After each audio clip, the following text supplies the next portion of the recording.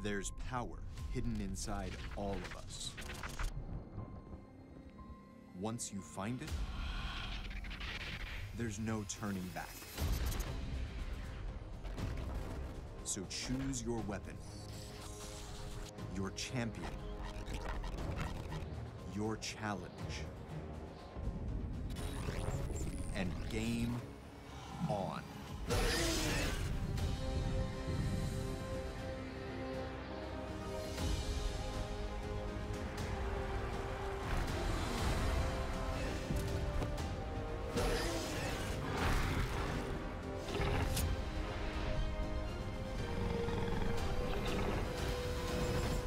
Summon your strength.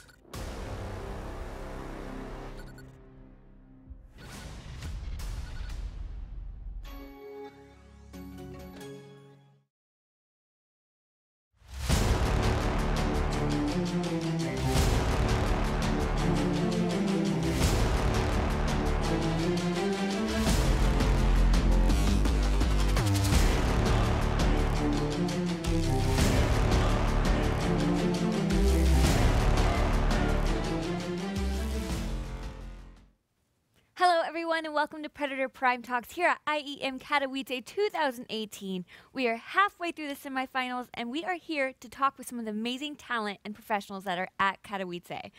First, let's get over to the recap of today's match with our hosts, Kelly Link and Alex Axel Toss Rodriguez.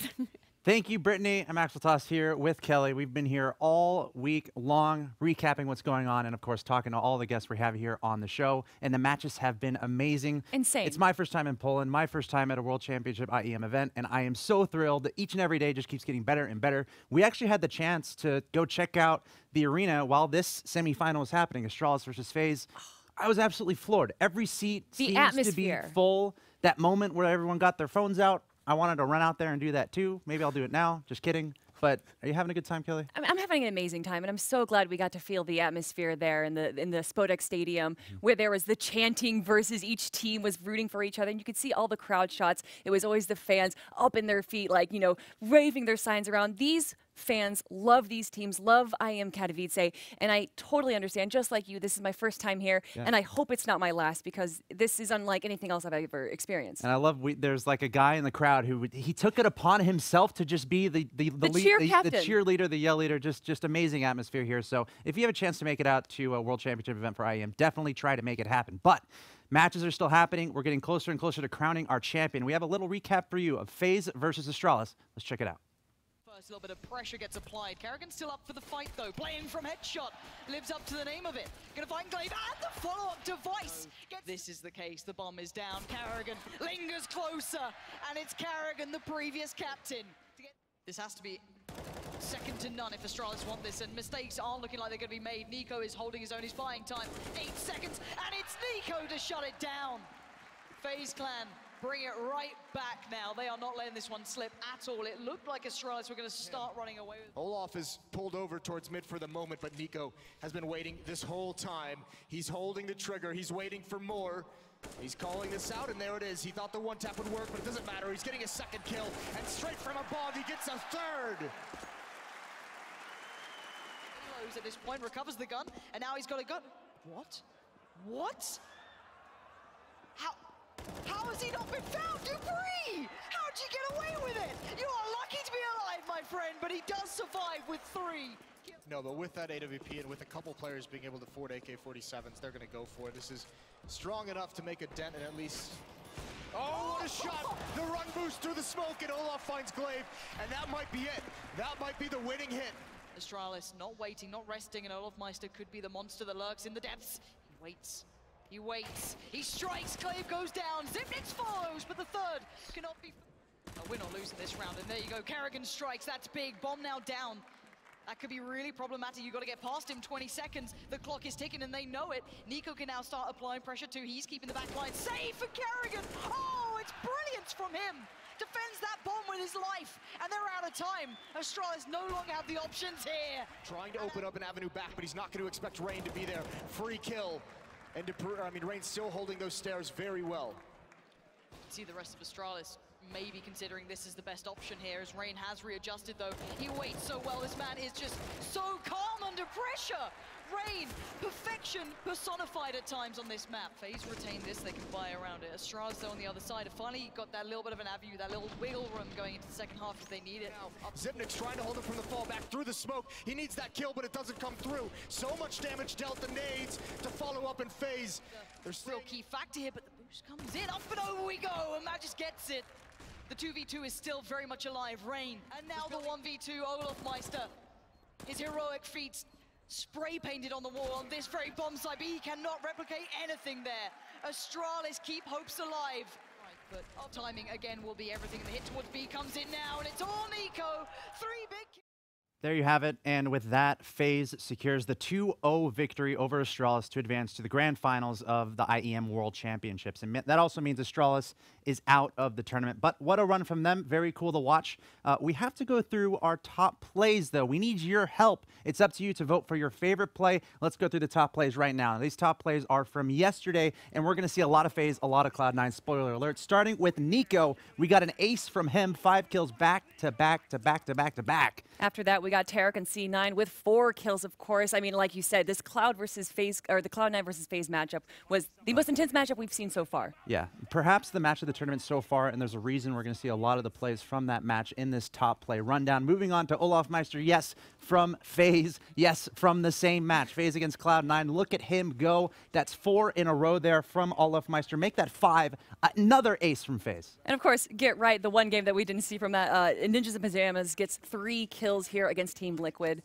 I mean, these games are insane. And guys, please pay attention to these. See what numbers we have on there, and let us know in chat which one is your favorite to win that $20 No rhyme or card. reason here. It's up to you to decide your favorite. Finally, we have Nico again from FaZe in the final moments there against Cloud9. Such a back and forth match overall, but FaZe ultimately getting that victory over Cloud9 to advance to the semifinals. And of course, we just saw them defeat Astralis 2-0. FaZe is your first team in the grand finals. Next, on the main stage, will be Fnatic versus Team Liquid. It hasn't started quite yet, but I know a lot of people looking forward to seeing how that unfolds. I mean, of course I'm rooting for Team Liquid and go North America, but Fnatic already beat FaZe. They're the one that sent them to losers. 2-0 as well. If it's going to be a Fnatic FaZe matchup again, that's going to be insane. So I kind of want it to be another matchup. I want it to be Fnatic and FaZe. Yeah, a lot to look forward to. And again, anything can happen at the highest level of Counter-Strike.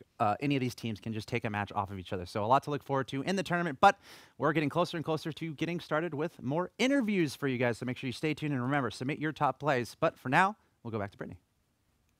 All right, you guys heard Alex. Make sure you vote on your top 5 plays. You have a chance to win a $20 Steam gift card. I will be listening or watching your chat. Hashtag Predator Gaming, and then we'll get to our guest right after this commercial break. There's power hidden inside all of us. Once you find it, there's no turning back. So choose your weapon, your champion, your challenge, and game on.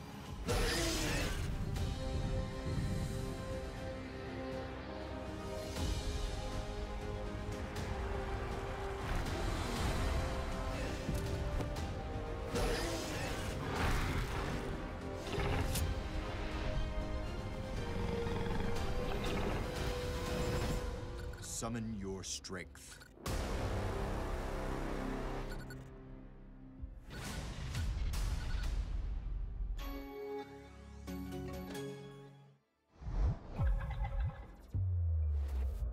Predator equips you for battle, sharpening your senses.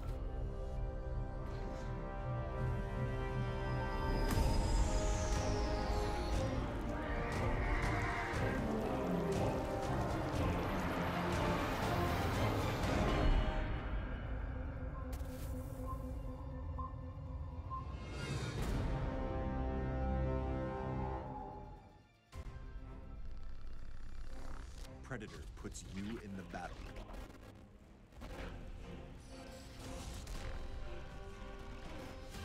But the fight is all yours.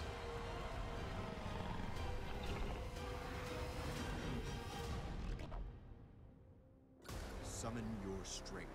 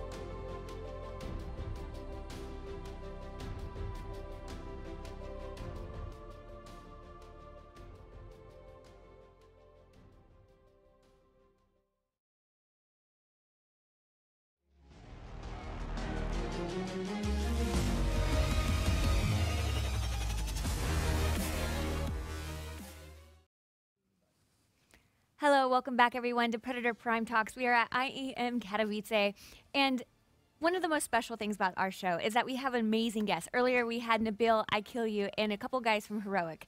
But now I want to introduce two very special guests. Lee Machen, GM of Gaming and VR at Intel, and Ralf Reichert, CEO at ESL. Take it away, guys. Thank you, Brittany, and I've been looking forward to this one for a long time. I'll be honest, when I saw you guys on the lineup, very excited to be able to talk to you. And I want to urge anyone watching right now, get your questions in Twitter, Twitch, Facebook. Brittany's going to be watching the chat and looking out for your questions. You're going to want to ask them here because these guys are awesome. We got Ralf Reichert, CEO of ESL, and of course, Lee Machen, General Manager in Gaming and VR for Intel. Gentlemen, thank you for being here and welcome to the show. Thank you for having us. I'm very glad you could join us here at IEM. It's awesome. And, Agreed. Yeah, spectacular event. Just want to say that, speaking not only on behalf of myself, but just seeing all those fans out there in the crowd is just absolutely phenomenal. So let's just jump right into it, guys. First, we definitely want to start with history, but I want to give you guys the opportunity to kind of explain your role, I suppose, and explain what you do for your respective companies real quick to our audience to start things off. So I'm one of the founders of ESL and basically run it. Luckily not day to day anymore, but more from a strategic representative role and try to make esports bigger and ESL more successful. And I work for Intel. I've been there a fair number of years, and I'm one of the lucky people there that gets to work on video games full time. Doesn't mean I get to play them all the time when I'm at work, but I do get to think about them and work with people in the industry. So my role is to work with our customers who are building products, PCs primarily, for video games and make sure that they're taking advantage of everything we have to offer in all of our products. Awesome. And again, this is going to be a pretty nice long interview here. We're going to dive deep into history. We want to make sure you are comfortable and you stay refreshed. So we actually have some still water that we're going to be bringing you here. And also, would you like Red Bull as well? Are you good on that? You got some Red Bull over here. Okay, I'm nice. good. I'm good. But Thank you. we're going to bring over some water just to make sure you guys are set up at any point so you can stay refreshed. But Kelly, did you want to? I mean, just like Alex was saying, the history of esports cannot be told by two better people. You guys have been around for so long in the scene and watched it grow. Please tell me, why did you actually get involved in esports? How did that start? Why don't you go first? Yeah. So, I mean, I was a player. I played Quake. Nice. In 1996. And then there was not really team infrastructure stuff. So with a couple of friends and my brothers, we founded a team, which nowadays is called SK Gaming, and participated in LAN parties, what it was called back then. It wasn't shiny, it wasn't anything, even remotely like what we see today. And we became decent and good and participated in tournaments, and then finished university in 2000, met a couple of weird people from Cologne, Germany, who wanted to start a gaming company, and they asked me, hey, you seem to know some stuff about this. The term esports wasn't coined then, right? There was gaming against each other or something Competitive like that. gaming? Right. No, nothing as sophisticated as wow.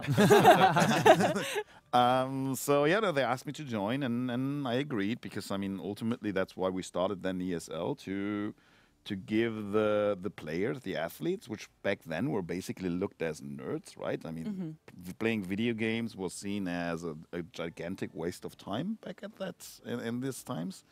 So we wanted to give them a stage to shine. We wanted to make them stars, as simple as that, based out of the minority complex we had.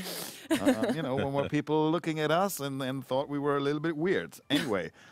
We started to do that, and it took a lot longer than we thought, but we came much further than we hoped for. Lee, before I actually get to you, do you mind me asking you, why do you think it took longer than you thought? Because when we started this, I was 26, right? And when you're 26, you have a very weird understanding of time. Change is something that takes much longer than you think. Our expectation was this is going to be such a fantastic spectator sport.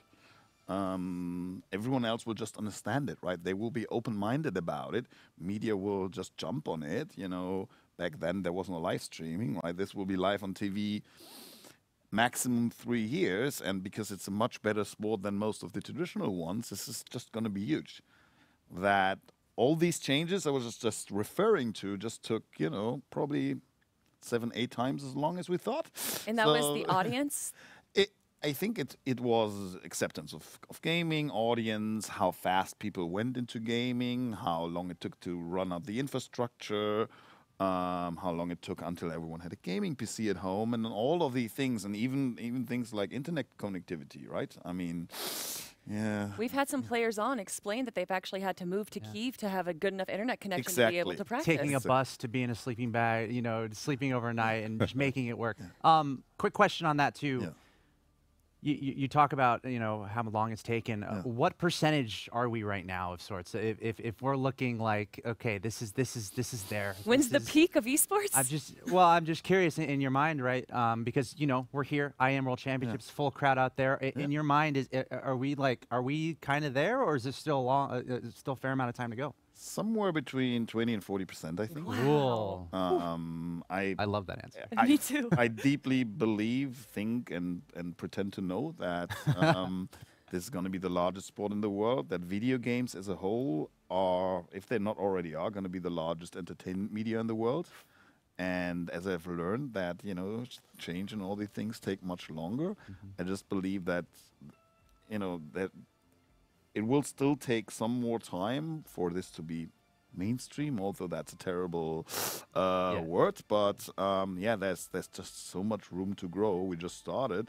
If you look at how big football is and how big of it is a business, then esports is still in its tiny stages, and I believe it will overcome it eventually. Wow. And Lee, please, if you would explain your history and how you got started into gaming and then esports. Sure. Well, like everyone else that, you know, loves games, of course I was playing them at a young age, but I didn't get involved on the business side of gaming until about probably 12 years ago. Back then, my role was to work with software companies who were building games and game middleware and other game-related products to help them make sure that those products ran smoothly and took advantage of all the new features that we had in our coming products. So we call that developer relations, and I was in that area for about 10 years. And in that role, it was awesome. I got to work with all the biggest game makers in the world that you can think of, right? So Valve and EA and, you know, everyone that everybody's heard of. And since then, I've switched over to the customer-focused part of the company in sales, where when we have a new Core i7 or Core i9 coming out, I work with, you know, all of our customers like Acer to make sure that you know, you're there on day one with the best possible gaming products that your customers are wanting to play. Getting to come to events like this is more on the marketing and creating excitement side of my job, which is, you know, frankly the most exciting piece of it. And getting to meet with Ralf and ESL, and lots of customers are here at the event. You know, obviously there's millions, hundreds of millions of people watching esports. And, you know, we want them to know what we're bringing to them, because most of those people watching are also going to be playing as well. And I agree with Ralf that we're just, you know, we're not close to halfway there as far as the number of people that are ultimately going to be watching and participating in esports. Keep trying to tell people that. Thank you for saying that. That's how it's It feels like it's, it feels like it's the biggest but best kept secret. Right? You know, it's either you're all in and you know all about it, or Yeah. you're like, people play video games Yeah. against each other and people Yeah. watch. I mean, there's still a huge amount of people that don't know what this is all about here, right? Sounds like a crazy idea. It still does. You'll you get know? so many people saying that. Now, you guys are part of a beautiful relationship right now between Intel and ESL. Here we are, IEM, Intel Extreme Masters. Can you guys talk about the history of the two companies, how you guys maybe started talking and just lay the groundwork for us on how this all came to be? I think Ralph should take that one. He was there at the very beginning. Sure, Ralph. Sure. I mean, so in 2000, right, when we founded the company, we had a vision but not a product, right? Esports was not a product. We didn't have numbers to show how great it is. So it was a very different pitch you could give, and it was very different how to excite people around it. Actually, in 2001, we had a couple of meetings with the German Intel team back at that time. And we convinced them, I don't know how now, right? Looking back at it, because we didn't have too much to show, that they should absolutely be involved with that. And there were a few folks who believed in it. And they, for the first thing, bought us 60 computers as our tournament platform to play Quake on, right? So we ran this Quake tournaments, and that's where the relationship started. And it evolved. In 2001, they started to support us on a national championship in Germany, or actually more said, build it together with us. And then we evolved that to the Intel Friday night game, which was really the first weekly live event for a national championship, which started with literally 20 people coming. Yeah. And then grew over time, right, to 100, 200, 500, and it peaked at 2,000. And, you know, it became a very deep, trusted relationship. And frankly, you know, Intel was the only company that really had, you know, a long-term engagement at that time in the sport. And I think people don't understand this, but without Intel, we wouldn't be here or anywhere else at that point in esports. Right. Because specifically in these early days, up until today, they have been engaged in it on local, global, European, whatever levels, and not only, you know, put money into it, but, you know, build faster CPUs, started to activate against it and bring a lot of other technology aspects into the sport. Then, you know, it went from a local relationship into a European relationship when in 2006, 2006, we started Intel Extreme Masters. It was a pilot project which was run by the European team, still a little bit above the under the radar, right? Not, you know, Wasn't like this. No, the CEO of Intel didn't, you know, wasn't informed about that and didn't, you know, pay too much attention to it.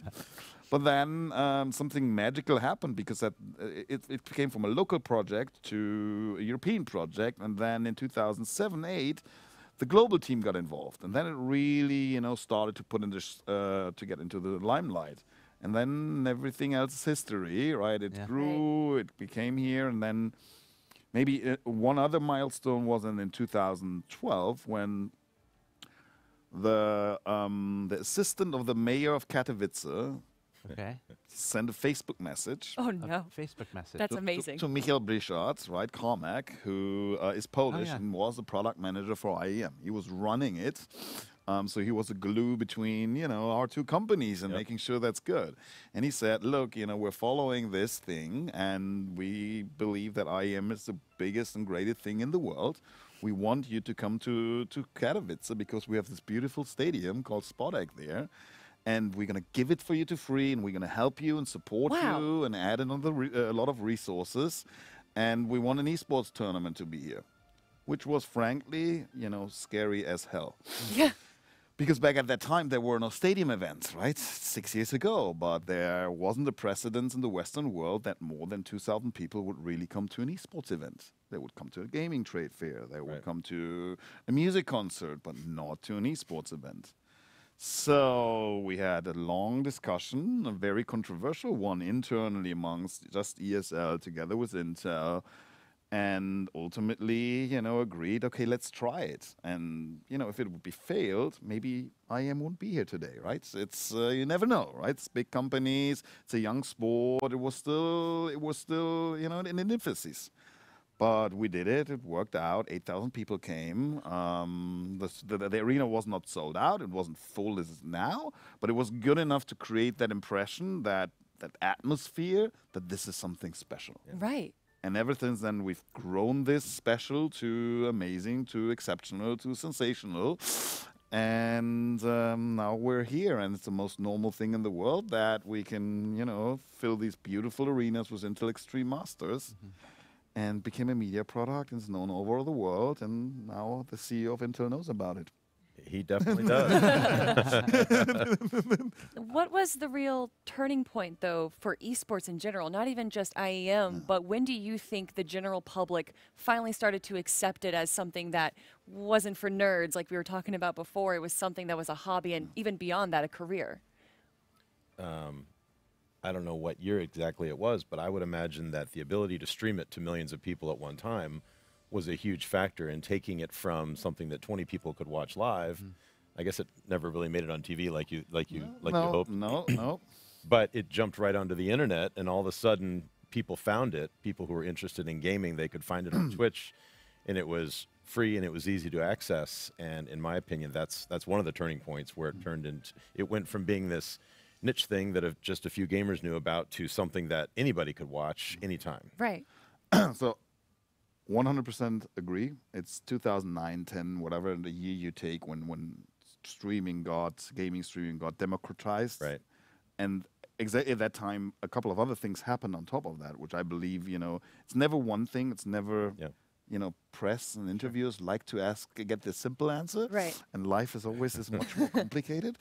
But, you know, what happened at the same time actually was at first free-to-play games became a thing. Oh. So that means Microtransactions. social games became, I mean, League of Legends, World of Tanks, Dota 2, it's all around that same time that they came out. That was not free-to-play, but... Well, not free-to-play, but the evolution of esports. Yeah. And I think the other thing is that actually social media became a thing, right? I mean, one of the reasons why sports get big is through broadcasting and through press. Both of them weren't really there and still getting it. So social media was the press of the esports industry in terms of that Facebook and Twitter and all these things. And they're not so old either. Around 2009, 10 hit mainstream actually. So that had the reach that we as esports had our own media to talk about it. Not only watch it, but talk about it. And, you know, these things together was probably a lot of small things we won't be touching here then started to snowball we're seeing today. And on top of that, accessibility to internet, I think is definitely a factor. And then the technology side, you know, going back to Intel, I suppose, you know, having the ability to play or, you know, having those computers in homes. Can you speak towards that a little bit, especially on the technological side of Intel and I guess, especially culturally as a company, from if you could speak on behalf of Intel here, where responses from within the company of esports and what's going on with that, people who don't necessarily know much about it, and maybe how it influences product, and you know, I assume, you know, seeing what's happening creates an urgency or creates a motivation to make the technology even better so it's even more accessible. Yeah, absolutely. Well, first I'll just, you know, touch on the comment you made about the internet. The internet is why we're able to watch on Twitch. The internet is why we're able to play online against each other and together, because a lot of these teams, obviously, they play when they're spread out and not necessarily in the same room together. And the internet is what enabled the social media that you mentioned. So it was basically the internet that allowed all of these things to happen, which seems obvious now, but when they were sort of coming together at the time, it wasn't obvious how they were all going to link together to create this thing called esports. As far as how Intel thinks about esports, obviously back in the very early days, it was led by a very small group of very passionate people who loved video games the way you did.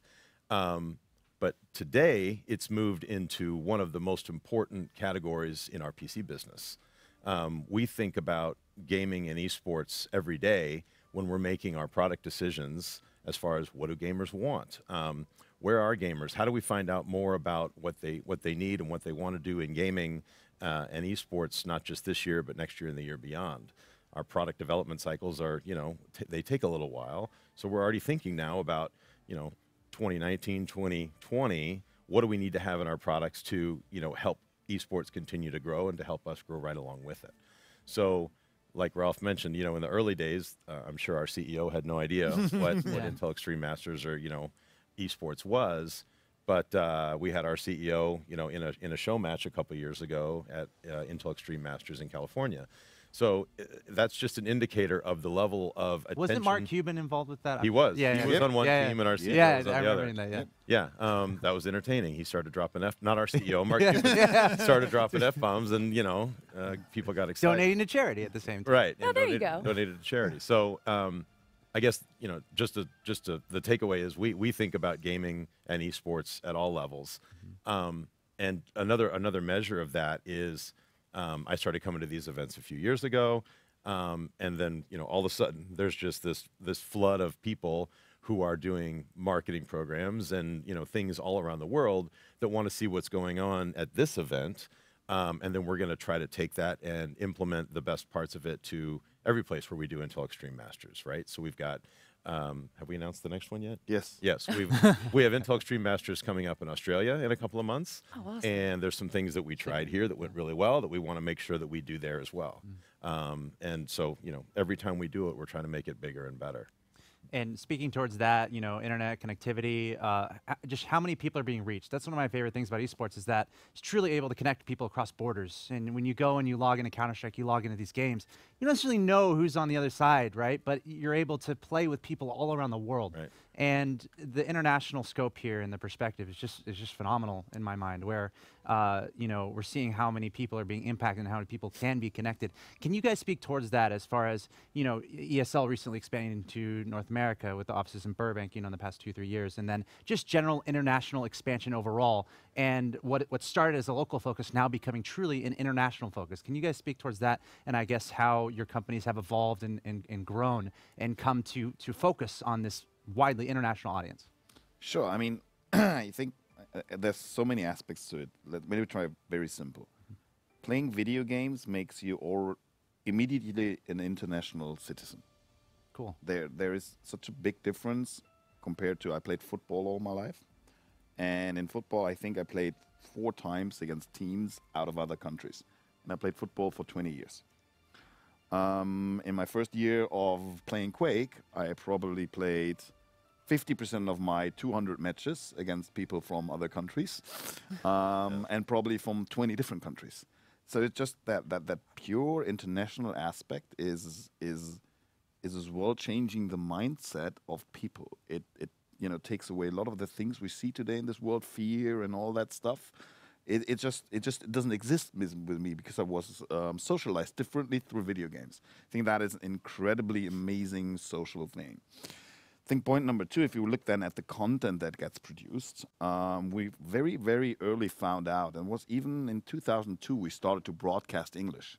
Even though we didn't have international events really, we started to broadcast in English because what we figured out, even if we did the national German championship, which has limited relevance outside of Germany, specifically in 2002, 16 years ago, that half of the audience would watch from outside of Germany.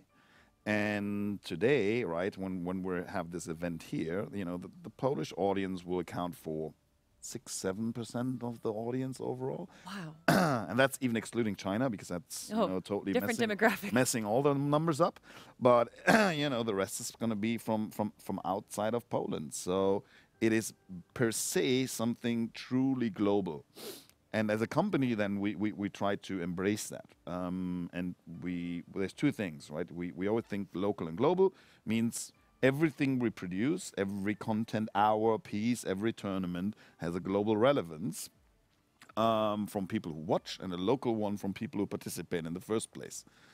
And that's what we try to bring very fast to other countries. And then as a European company, as a German company, it's actually very rare that you go out into the world and be successful in continents like the US and Asia. But we actually bought a small company in 2014. We've learned a lot about the US already, but and then became very, very quickly, the US office became our 2nd largest office next to the headquarters. And nowadays, I couldn't think about, you know, being in esports without a global scope, really. Just because, again, the audience is so global, so you need to think global. Otherwise, you're just missing out on such a massive opportunity.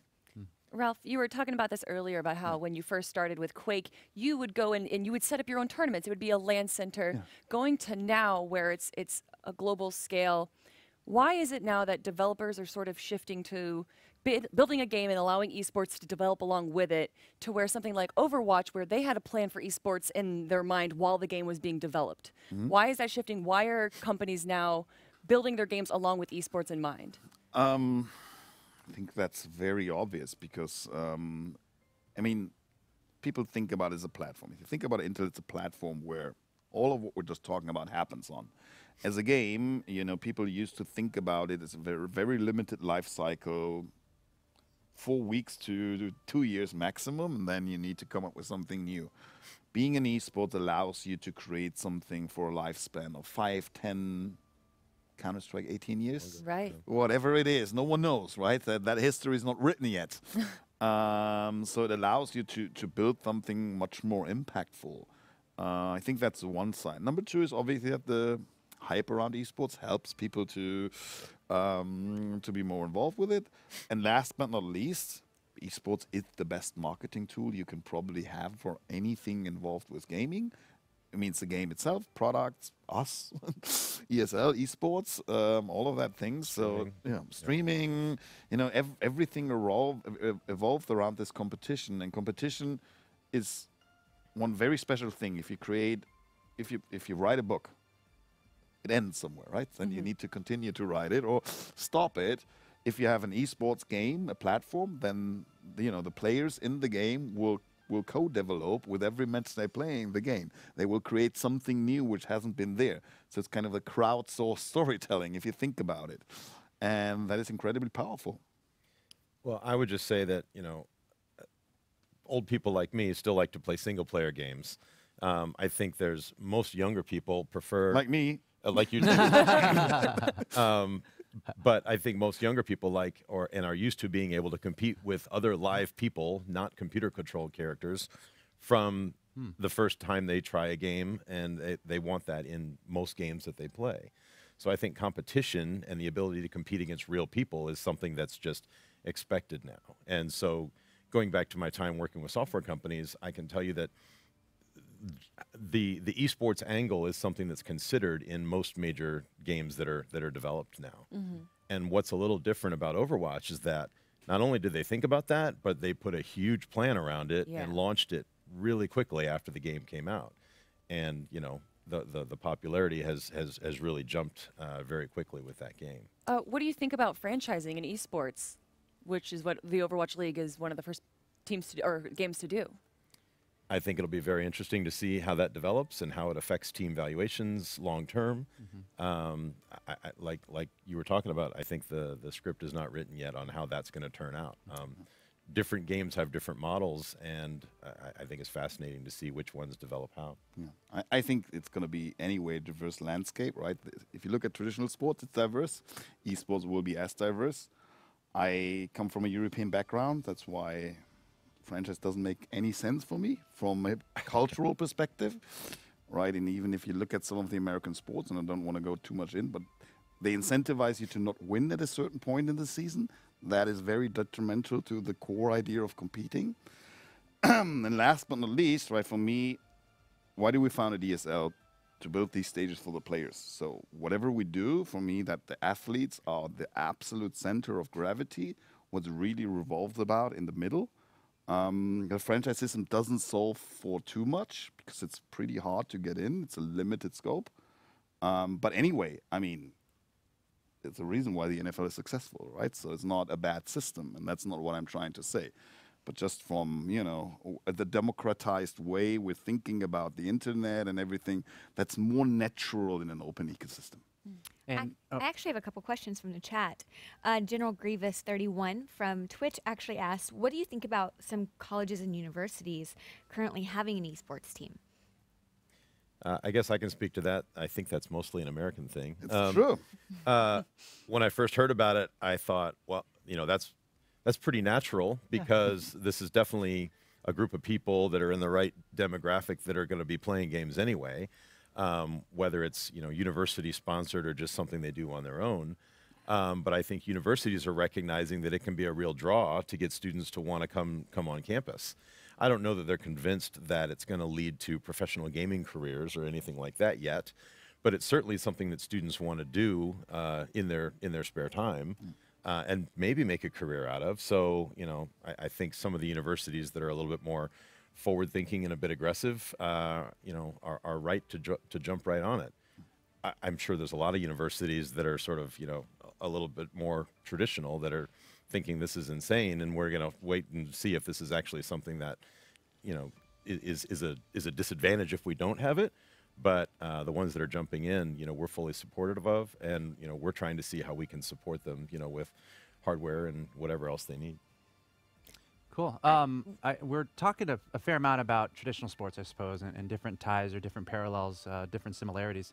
And we've also talking about, you know, what stage we're at currently within the landscape. You know, how much further can we go with this? What do you guys think are the biggest challenges, or perhaps the biggest humps that need to be that we need to get over to, I guess, reach the next level? I'm not sure if it has to do with broadcasting rights, or perhaps, you know, we talked about universities. You know, we focused on the professional, but what about everything below that, amateur scene? You know, how young can it go? Can you guys speak towards that as we go into the future of esports, I suppose, and I guess the challenges that you're looking at as an opportunity, I guess, to reach the next demographic, I suppose? I think, yeah, it's exactly what you said. You answered part of the question while saying the question, right? I think to evolve and grow from here, one of the most important things is obviously to offer opportunities for players to become part of this. And there's a few things we learned over the last 18 years, and that's basically universal for every game. The more opportunities you have to compete and to shine and to show what you're good at or that you're good, the better is it for the overall ecosystem of that game. So we call it grassroots or, you know, amateur, whatever you take on it. I think creating, and if you look at any other sport, and in the US, the colleges take a lot of that role. In the rest of the world, that's actually more democratized as well, and is actually mostly private, self-organized things. There's this hundreds of thousands of local competitions in football every week, which have zero visibility on everything. We look at it from a sports perspective, but which are really fostering the next talent, the fan base, and everything around it. So the unique opportunity in esports is that it's all online, so it's much easier scalable. But to create these right playgrounds, these right tournament formats, these right, let's say, organized competitions beyond just the matchmaking, where you learn the next step, where you can learn the next trick, where you play against players who are better than you, because that's always what brings you to the next level. The LAN centers around the world, which have training courses, the university which goes into it deep and helps fostering that talent. All of these things are right now happening in parallel. And for us as ESL, together with Intel, to make a contribution there, to help giving a lot of these platforms and opportunities, and to bring people from all over the world and make sure that in 2 years' time we don't only have all the same players here on stage, because there should be more new players coming in while staying in a lot of the stars existing. I think that is a very natural and a very important part of what we're doing every day together. Yeah, I agree with that. Developing a talent pipeline is critical, and it's something that happens in every established sport. It's very clear, coming from the U.S., you know, how you get to the NFL. Not that it's easy or anything, but you know where you start and the stages you go through to qualify and get noticed for something like that. Varsity in high school, collegiate program, NFL draft. But the difference is that an 8-year-old can play with a 25-year-old on CSGO. Yeah. And that's one of the things that really makes it a little bit more complicated, right? Yeah. For instance, these college programs, some people look at that and they think, oh, well, naturally, that's going to be the minor leagues for esports. And I'm like, no, people, once they graduate from college, a lot of times are too old to play at the highest levels of esports, right? And, you know, we've seen teenagers become world champions in different games. So I don't know that it's going to develop into the clean way that we have it, like in the NFL or in the NBA. But I think people have to know how to get themselves inserted into the pipeline if we're going to have, more talent rising to the top. I think to add to what you said, I think we're based on the internet, right? And the internet itself, in its own right, is a messy place. Yep. In a good way, means it's diverse. So structure is always something that, is a little bit heroized. It's people think too highly of structure, because there needs to be a base structure, but a very, very stiff and strong structure actually kills innovation, kills every diversity. So what I believe in, and what we're seeing and doing all the time, is to create multiple opportunities, a lot of opportunities, which need to be recognizable and need to create a path. And it doesn't need to be the most straight path, but there needs to be a clear path. And that is, for me, the beauty of esports. That is the beauty of many of the things that, that kid from Pakistan, which in no other sport, Sumail, right, can go out and win a Dota 2 major and be a millionaire without going through a very clearly defined one-way street. And I think that's one of the best things about esports. This is one which we should make sure that it stays, and it's not like, you can only do that in, I don't know, one city and one thing. In the last few years, I've been hearing the phrase that esports is a bubble. Mm-hmm. Why do you guys think that the general public sees it as a bubble, sees it as something that is eventually going to pop? It's grown too fast, too quickly. Things that people don't know what they talk about. They come up bubble. That's what I was going to say. Really? It's people who are saying that probably aren't really understanding what's going on in esports, right? Because I think it's not like it just appeared yesterday, right? It's not like this stadium just got filled up today. Like Ralf said, it started with a very small group of people who were very passionate, and it's grown steadily and pretty quickly. Not as quickly as you thought it was, but very slowly. But double-digit, significant double-digit percentage growth as far as players and viewers and prize money and everything like that. But I certainly think it's sustainable for a significantly long period of time. Why in the last few years then have we seen such a growth in endemic sponsors and people involved in wanting, and like franchises trying to purchase teams? Why has that only recently started? Well, I think it gets back to the viewership, right? There's been this explosion in viewership, and people are waking up to the fact that, oh my God, there's hundreds of millions of people that are interested in this, and they probably need a new PC. And now we're seeing non-endemics come in too, because there's a gigantic audience. And like you said, there were no stadium events until this event 6 years ago. And I think that was around the time that the viewership really started to explode. And I would turn the question around. I would say, why did it take so long? Yeah. I was going to say, Britt has another question? Oh. Yes, we actually have another question from Facebook. Shashil G asks, what can we expect in the future of gaming laptops? And do you think it's important to focus on mobility, and if it will move into the esports space? Ooh. Do you want to talk about laptops and esports, or should I I can geek start, out on and that? you take it. Okay. I think it's again about opportunities, and the better you can play in wherever you are, the better it is for esports, and therefore it's already there, right? It's not that we don't have gaming laptops, but to have them smaller, thinner, better, cheaper, all of these things together, which makes everyone on travel or outside, when he's going with a bus from home to school, plus mobile phones where games get better. It's just going to increase the opportunity and the basis for esports. I think there was a time when you were making a sacrifice as far as your gaming experience on a laptop, but that's not the case anymore. With the advances that we've been able to make on the CPU side, with the advances that the graphics card vendors have been able to make, and doing things like adding power efficiency, you can now have a laptop that doesn't weigh 17 pounds. That burns your legs. That is something you're able to take with you anywhere you want and have a no compromise gaming experience. And as much as these teams travel, I think a lot of them carry their laptops with them, for ease of practice and that sort of thing. So the laptop space it's the fastest growing space in gaming PCs. Wow. We're now to the point where there's faster growth in notebooks than desktops right now. I gotta say, that Acer Predator line, I don't know if you've heard of it. What is that?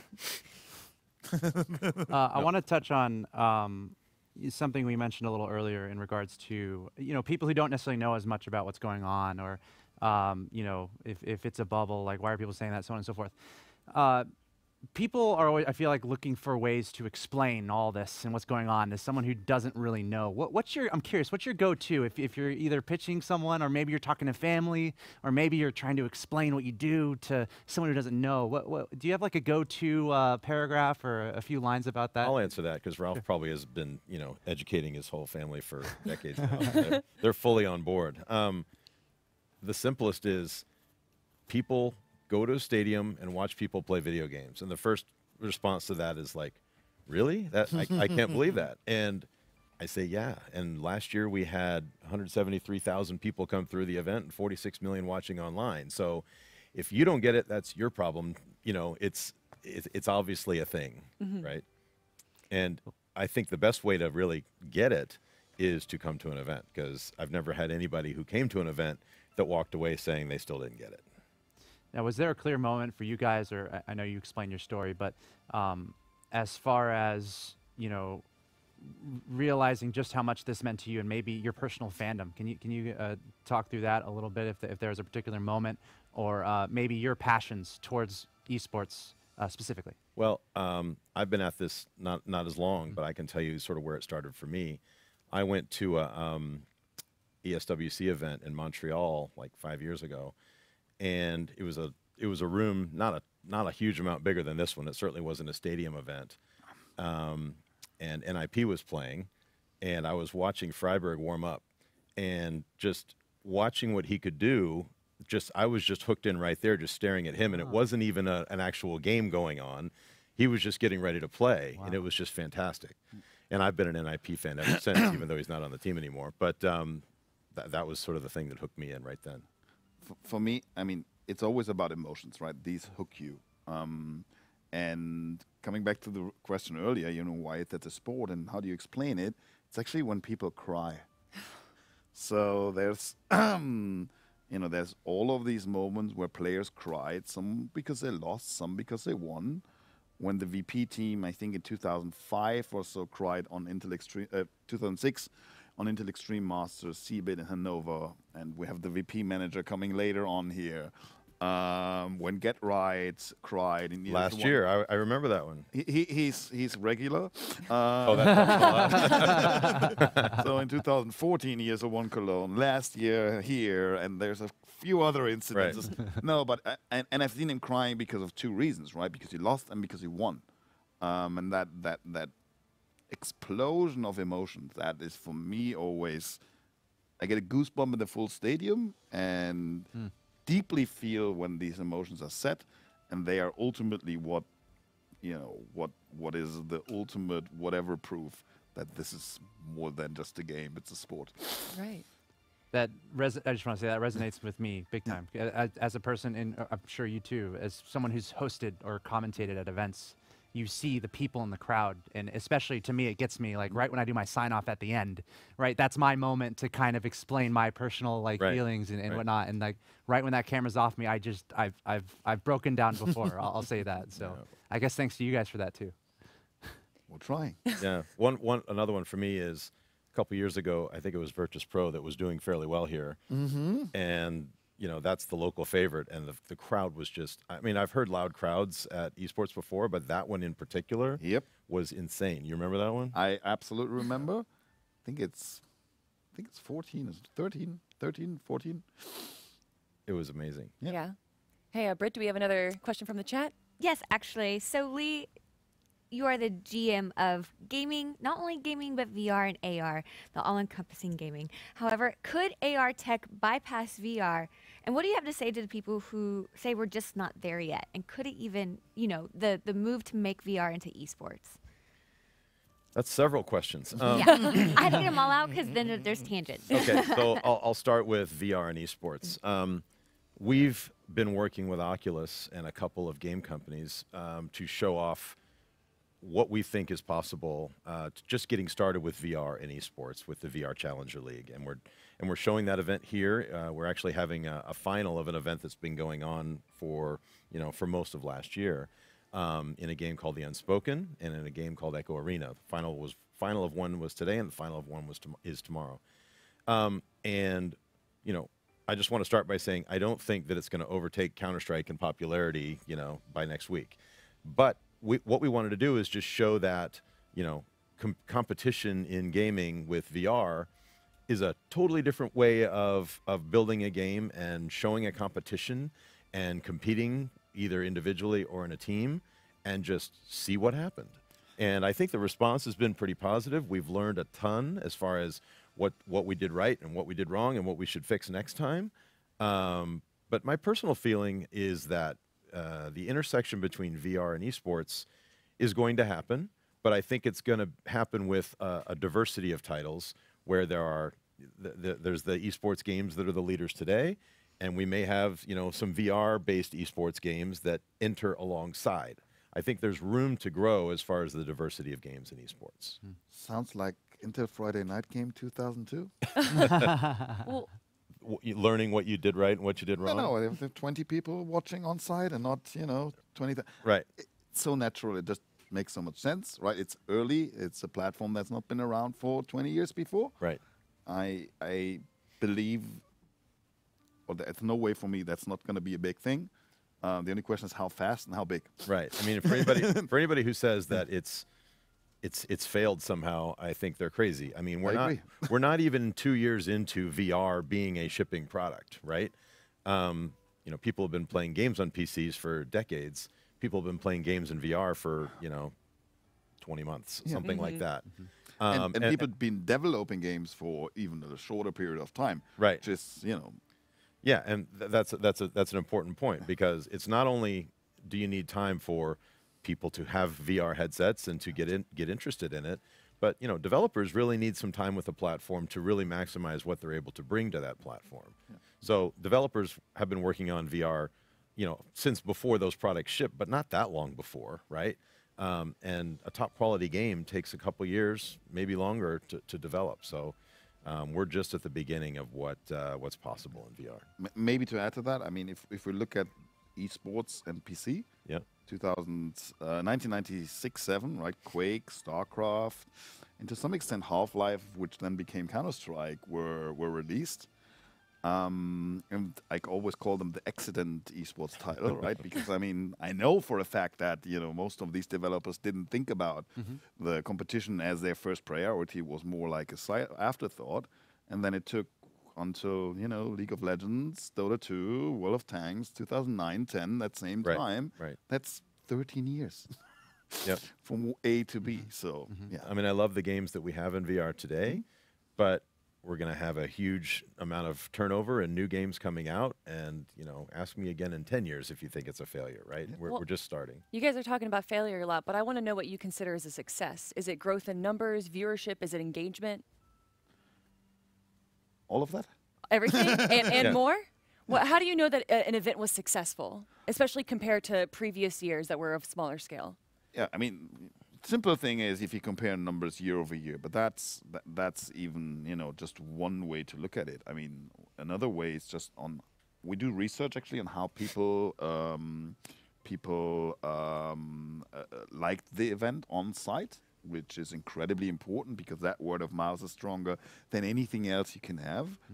And ultimately, it's in absolute numbers. And I think that esports, as much as we know and want it to grow, has already reached the highs that, you know, even if the year over year would be down, whatever, right? I mean, there might be a change in games. There's all of these factors that to some extent are unpredictable / can have short-term effects.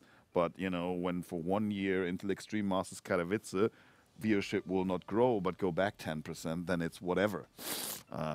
It's not looked at as a failure. No, absolutely not. Let me answer that from a different perspective. When I think of is something a success, I think of it from a computing platform or a gaming platform standpoint. Is that platform a success? And the main reason I think something is a success is that people who build games for that platform, are they able to build that and have a sustainable business? And are there enough customers that want that platform that are buying their games? And are they able to you know, continue making them and develop a diversity of applications and software for that platform. And when you get to that point when, I mean, it's not all about money, but you have to be able to make money if you're going to keep making content for a platform. And that, to me, is what makes a platform really viable. Awesome. Well, guys, we're nearly getting to time. I just want to talk to you all day. Can you guys just hang out all day with us? And I want to wish you the best in all your travels. I know you have a flight tomorrow at least. Tomorrow, But yep. before we sign off here, any final thoughts for the audience or anything else you guys want to say, especially in regards to, I suppose, the future and future endeavors and what you're looking forward to next? I'll go first this time. First, you gave Intel some credit earlier, and I just want to give you some credit back. I mean, none of this would have happened without ESL's vision and, you know, leadership, and really work with the overall community to help create this. And we're so happy to be partners with you guys since well before season 1 of ESL. And I'm just lucky that I get to, you know, come be a part of it after it was, you know, sort of created and already up and running. As far as the future goes, you know, from a PC standpoint, I would just say that, you know, between the work that we and Acer are doing together, there's a lot of interesting gaming platforms coming very soon. So stay tuned for that is what I would say. And from my side, I think, you know, thanks for the flowers. More importantly, you need to sell more PCs so more people can participate in esports. So more people can join our tournaments and watch them. So as better as a job you do, as better my life is. All right, got it. Awesome. Thank you, guys. Well, yeah, You're Ralph, welcome. Thank you for having us. Yeah, thank you so much for being here. Always just amazing to be able to talk to you and hear your perspective. I just want to ask you more and more questions, but we're out of time. But thanks Next again. year. Yeah, Next thanks, year. Thanks again. And until next time, Brittany. Next IEM. Yes. Doesn't have to be a whole year. Again, thank you guys so much for joining us. I hope you guys stick around. We have another guest coming right up, but I wanted to remind you to vote for your favorite play of the day. If you forgot what those were, here they are again. Electric so far, he might be able to struggle here, indeed he will, but Nico has been fantastic. Breather him, looking for the ace, headshots all over the place as Nico lights them up. Will hold towards the checkers, and that's exactly where they're coming towards. They're not going to check his position by the looks of things, surely, as Olaf Meister detects there might be something up here. He's not going to do anything about it. It's Tarek with 3, make it 4. This guy is insane. Ralf is the man outside of the garage. They're going to run toward him. Potential for an ace for Olaf in this situation. He's losing a good amount of HP, but no problem. He'll get all 5. They made it easy for him. 4th player is going to be coming through Monster. Rez is the first one up. They almost give away that angle. There's the second one. Great reaction from Nitro. Seal leading the way. Finds it just as he gets blind. But Get Right has got a spray down many, and he does. There's 3 for the legend. Now baiting each other in. Nico's just been set up for days here, and he delivers. 2 kills coming in. Looking for the ace. Matthew, that is unbelievable. Hello, everyone. Kelly Link here for the Predator Prime Talk, and we are taking a look at the Spodek Arena. There's a CSGO match going on right now, and there are tens of thousands of people watching right behind me with the stage, of course, this beautiful giant stage that hopefully we're going to get a better shot of.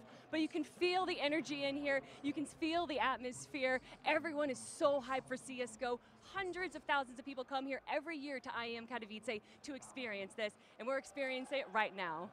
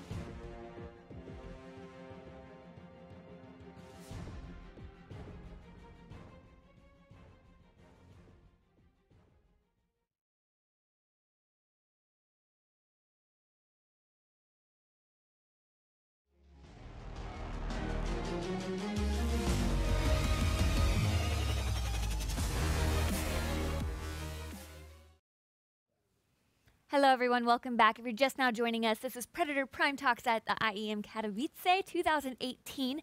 We just had a couple wonderful guests, but before we get to our next one, I wanted to remind you to use hashtag Predator Gaming, whether it's Twitter, Twitch, Facebook, wherever it is that you're watching this. I will be in the chat answering your questions, or I'll be in the chat chatting with you, and we'll throw it over to our guests to answer your questions.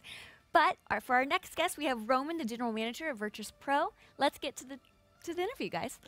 Thank you, Brittany and Roman. Welcome to the show. Thank you so much for taking the time to talk to us. Thank you so much for hosting. How are you guys doing? Doing well. This is too much fun. Thank you so much for asking. This is our first Katowice, Yeah. so it's been insane. Have you been to Katowice before? Last year was my first time, and obviously I remember that it was much warmer. and I went to. There's this, like, if you have a chance, you should go to this old part of the town that was built around the coal mines in the beginning of the 20th century. Ooh. Like the owners of the mines, they built like an amazing like part of the town for the workers, and it still looks amazing. And the people who are living there, I believe that they're considered lucky. So yeah, right now it's a bit cold, but you know we got some great games, which I believe hits everyone's up.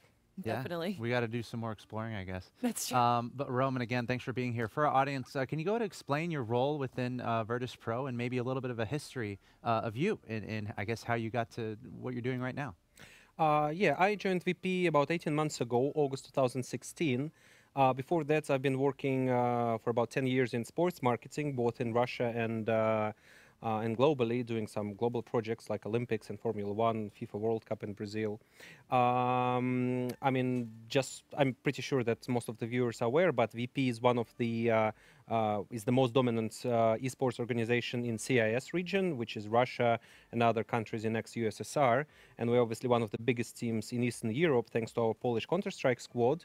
So I'm the general manager, meaning that I technically manage. I just don't want to use the word CEO, which sometimes, especially when you use it in Russian, people are like, "Okay, what does that mean?" Right. So I basically manage all the aspects of the team, which is, I would say, three major blocks. One being sports.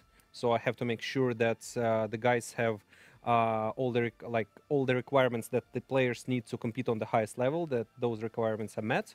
Another one is a media aspect, because obviously we are not funded by the government or government-related organizations, or obviously there is some investment capital, as in many esports organizations across the world, but basically we are supported by our sponsors and our partners, and the reason why our sponsors and partners are supporting us is because we give them access to the audience they need.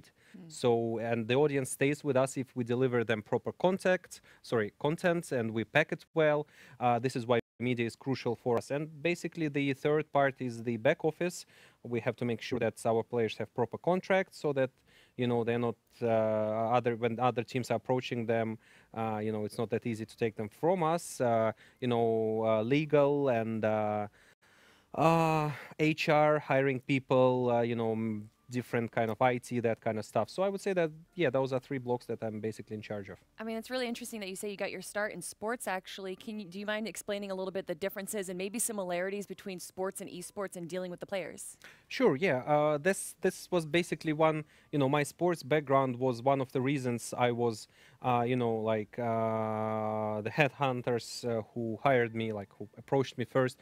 That was one of the reasons they contacted me, because, you see, a couple of years ago, I mean, both in America, in Europe, and in Russia, the way that esports teams, tournament organizers, wherever they are, like esports organizations, the way they were managed is that mostly they were managed by the people who are great in esports and they were enthusiasts.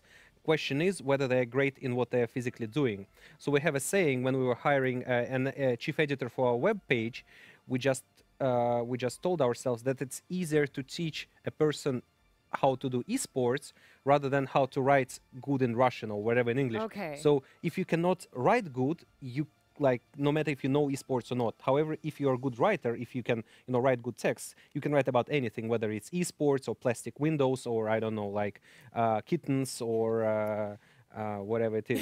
So yeah, and basically my approach is pretty much simple. Esports is obviously a different industry, but it's not like launching rockets to space, although Elon Musk obviously told us that anyone can launch rockets to space. We might have space esports in 10 years, right? Yeah, who knows? Or maybe we'll sooner. we'll just have something on Mars, wherever it is. So all I'm saying is that my approach is pretty much simple. Esports is unique. The community is special. It's very different from from traditional sports, so we cannot simply replicate the ideas, but you can replicate the approach. So in general, whatever is logical for any industry will be logical for esports. Yes, you should there are some things that are different, but in general, I just try to use the experience that I have in traditional sports business, not only sports, but sports business, and to replicate it on esports. And speaking towards your rich history of traditional sports and your eventual entry into esports for you, was there a moment where did you know about esports before you kind of got into it? And what's your personal fandom or your personal story as far as how you were exposed to I guess, what's going on? Well, obviously, I was aware that, esports is one of the next big things. I mean, cryptocurrencies weren't there in 2016, so this was kind of the things it's the next big thing. I joined, my first day in the office was early August 2016, and then I remember early September 2016, I traveled to, with our Counter-Strike squad, we traveled to ESL 1 New York, which was held in Barclays Center in Brooklyn. And I firmly remember the moment when I first entered the audience and we were playing, not sure about against whom we were playing, but still, I remember that I'm entering the bowl and I'm seeing that it's packed. And at first I just couldn't, and then we had an autograph session, and I remember that literally the length of the line to get the autographs of our guys was almost a kilometer, because I physically walked to, and I just couldn't believe it. I mean, I would say first couple of tournaments were just amazing. I mean, I at first I couldn't believe that this is all real. I just got chills of you explaining that. I mean, maybe one of the even right now I think it's one of the it gives me goosebumps even right now. In April last year, less than 12 months ago, we were playing in Dota 2 Major in Kiev. And I mean, as you can imagine, obviously, we're a Russian team. We were playing in Kiev. I mean, I'm very proud about the fact that we have Russian players in the squad, we have Ukrainian players in the squad, and they are playing like one family. And I remember staying behind the stage, and then it's middle of the game 5. We had 2-2 against OG, and then the whole audience, that was like 3,500 people. Yeah, 3,500 people. And then they were just, cheering for us all. In Kiev. In Kiev. And I mean, unfortunately, we lost, but it was an amazing game. But it just, gives you the feeling that this generation of people, they just don't care about, all the crap that sometimes fills the head of the politics of anyone else. And this is amazing. That's what gives the industry an amazing drive, and that's what I really enjoy. Now, thank you for sharing that with us. No, it really did give me chills just thinking about it. But something you said there, Dota 2, I'm really interested in actually the differences of managing a CSGO team and a Dota 2 team. Do you mind explaining that a little bit? Is there any differences, or is it just the same? I mean, obviously there is. I mean, Dota 2 is... well, obviously the Counter-Strike is a bit on, as Ralf said before, you had Half-Life, then you had Counter-Strike 1.something, 1.5, 1.6, Counter-Strike Go. So some of the players, even the players that are playing in our team, so like Neo is basically the same age as me, so he's over 30 now. While with Dota, it's a bit younger game, so obviously the average age of the player is a bit. So we have a player, our star player in VP Dota 2 team. He was born in 1999. I can well remember what I was doing in 1999. Me too. Yeah. So, and during his career, the guy has already won almost $1 million. Not team, but he himself has won this. So you can imagine it's a bit different community. It's a bit. I mean, the players are a bit different. So for me, it's actually quite a big challenge to make sure that I can adapt myself. I can adapt the business process that we have to make sure that those young guys who live in a completely different, I would say, time scale. So like I'll just give you a simple example. Like they just think differently. So you cannot use the standard approach. Like you cannot explain them. You just. It's sometimes it's hard to say. Like on one hand, it's funny. I mean, the guys may not be aware of how much does a gallon of milk cost in the store because they've never bought it, because they've been playing for the last couple of years.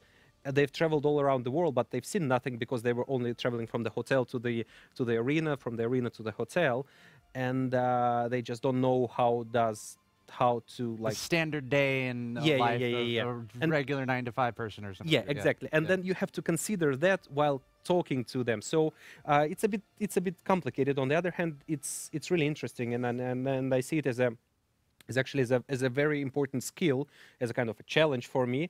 And but I mean, I'm very lucky. It's a big privilege for me that we have really talented players both in Counter-Strike and in Dota. So I mean, they're great professionals, and I think my job is, there's one aspect where my job is really easy. I don't have to motivate the guys and tell them, to give them another incentive to win, because they are hungry for wins themselves. You bring up different. You said the word challenge. I mean, I'm very curious in the different challenges that you encounter, especially coming from your very rich traditional sports background and into the esports landscape, which is still developing in a certain sense. So in your opinion, are there any major factors that you take it upon yourself to improve, or any elements of the space that need to evolve more, or any big challenges for you in doing your job in such a new, malleable space?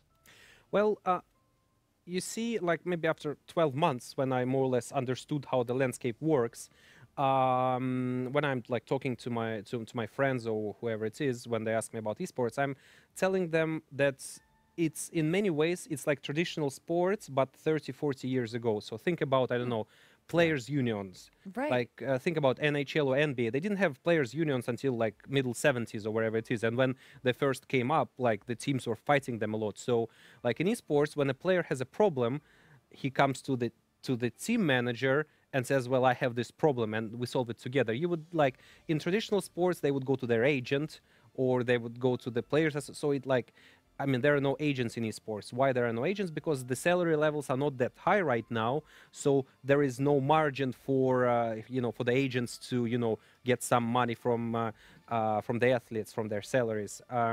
I mean, right now, like we see more and more partners and sponsors coming, including non-endemic FMCG brands coming into esports. But obviously, it's like a pyramid. So first they approach tournament organizers to get a wider coverage. Then they approach teams. And they will be starting approaching athletes. So just as an example, we've just struck a deal that one of our Dota 2 players will become a face of one of the top shampoo brands in Russia. Yeah, he's got glorious hair. He will be. Well, he'll have to have it. Yeah. And obviously this is not something you would have in esports like even a couple of years ago. So things are starting to evolve, and we will see step by step players start to realize that. When you have two strong teams, winning is a matter of small fraction. So sometimes it's more about like how well did you sleep, how well did you eat, like how focused you are. So it like things will start evolving. They will come to like players themselves will start understanding the importance of good nutrition, of psychological being psychologically ready. As more resources are poured into, because for example right now we can afford like a nutrition specialist, but the players are not yet mature enough to embrace the importance of that fact. So but on the other hand, many teams cannot simply, even if they understand, they cannot afford it. So you will see as more and more resources are coming into the industry, and then again when some I don't know, like think about Procter & Gamble or other FMCG brand, they have like certain corporate standards. So they will enforce that standards, and the players will have to, look certain way, behave certain way, even if they are during the game or outside the game or while they're streaming. So we'll see more and more things coming up, and that's a natural process. We actually have a question that is very relatable to that.